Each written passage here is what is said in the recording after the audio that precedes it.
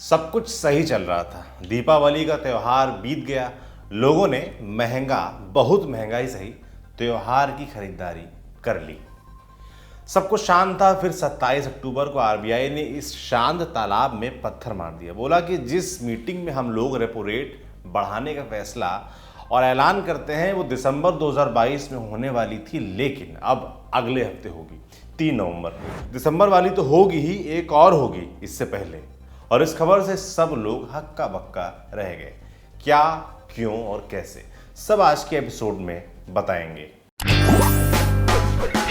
In association with Himalaya Quista Pro. Himalaya Quista Pro has superior protein whey and ashwagandha, the healthy way to fitness.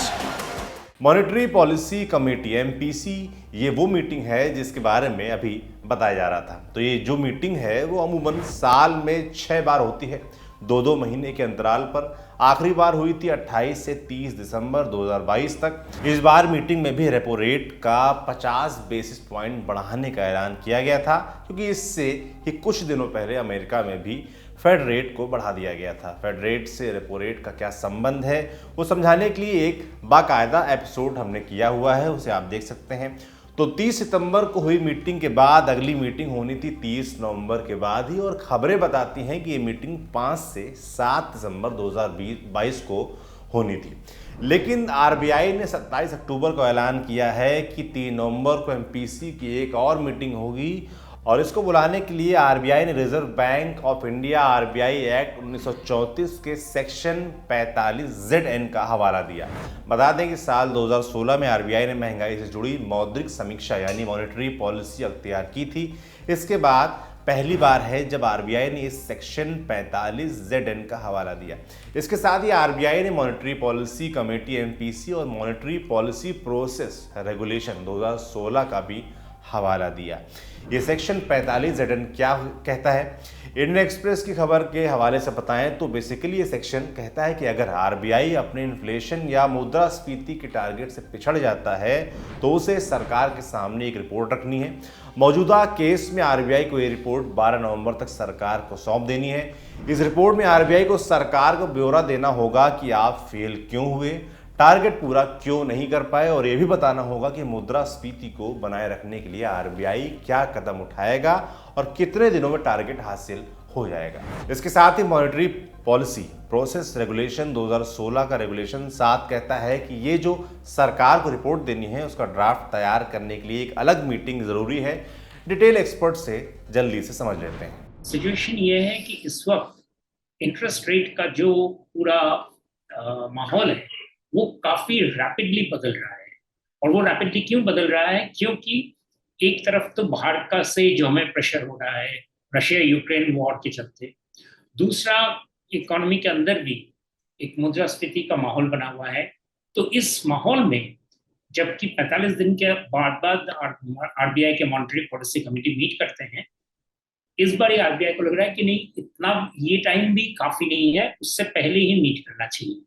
तो ये एक अपने आप में एक सिग्नल बन जाता है कि आरबीआई को लगता है कि एमपीसी को रेट के ऊपर फिर से अपनी सिद्धांत देना बहुत जल्दी जरूरत हो गया है। और आपको याद होगा कि अक्टूबर की शुरुआत में ही आरबीआई ने अपना डिसीजन लिया था। तो अभी फिर से नवंबर आते आते ही आरबीआई को जरूरत पड़ गया है कि इस कमेटी को फिर से बैठने का उसने आह्वान किया है। 6 मेंबर्स जो कमेटी के होते हैं वो लोग आए और आरबीआई में बैठ के वो लोग तय करें कि आगे रेट ब्याज दर किस तरफ चलना चाहिए। लेकिन इस मीटिंग में होगा क्या? क्या रेपो रेट बढ़ाने का फैसला होगा? सरकार के सामने अपना कैसा रिपोर्ट कार्ड और कैसी योजना रखी जाएगी? एमपीसी का फिर से बुलाने का मतलब ये है कि ब्याज दरों में बढ़ोतरी नहीं होगी, ब्याज दरों में बढ़ोतरी काफी जल्दी होगी। यानी कि दिसंबर में अभी फिलहाल जो 5.9 रेट ऑफ इंटरेस्ट है वो 5.9 रेट ऑफ इंटरेस्ट और भी बढ़ेगा, लेकिन वो दिसंबर तक वेट नहीं करेगा, उसके पहले ही आरबीआई इस पर कार्रवाई करें।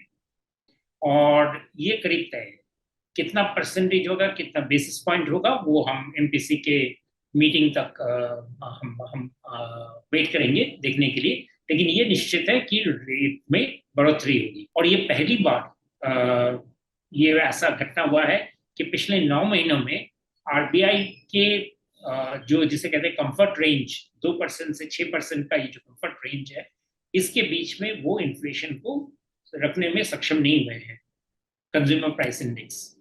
और ये मुद्रास्फीति क्या, इसलिए एक जैसे कहते हैं जवाबदेही आरबीआई को करना पड़ेगा, भारत सरकार को। और चूंकि वो पार्लियामेंट में है, इसलिए पार्लियामेंट में वो चीज जब जवाबदेही होता है तो वो लोगों के सामने भी, सारे एमपीज के सामने आएंगे और उनके माध्यम से सारी जनता को पता चलेगा। आप कह सकते हैं कि ये जरूरत क्यों है, पता तो चल ही रहा है कि मुद्रास्फीति हो रहा है, लेकिन चूंकि मुद्रास्फीति में एक सरकारी कामकाज का क्या असर रहा है, उसका एक जवाबदेही रहता है, तो ये बहुत बड़ा डेमोक्रेटिक स्टेप रहता है। और ये सराहनीय स्टेप है कि आरबीआई और सरकार, केंद्र सरकार दोनों ने ही इस पर अपना एग्रीमेंट किए थे कि उनको ये जवाबदेही देनी पड़ेगी। लेकिन इसके बाद भी एमपीसी की मीटिंग तय है और वहां पर भी रेपो रेट बढ़ाया जाएगा, ऐसे भी कयास लगाए जा रहे हैं। कैलेंडर वर्ष खत्म हो रहा है और अगले साल बहुत सारे लोग और एजेंसियां आने वाली मंदी की बात करने लगे हैं। ऐसे में हम बचे रहें, जेब में थोड़ी कमाई बची रहे, कुछ सच्चे अर्थों में आत्मनिर्भर होने हम लोग बने रहें, इसका इंतज़ार बाकी है। तो आज के लिए बस इतना ही। अब मिलेंगे मंडे को। Tata, good night.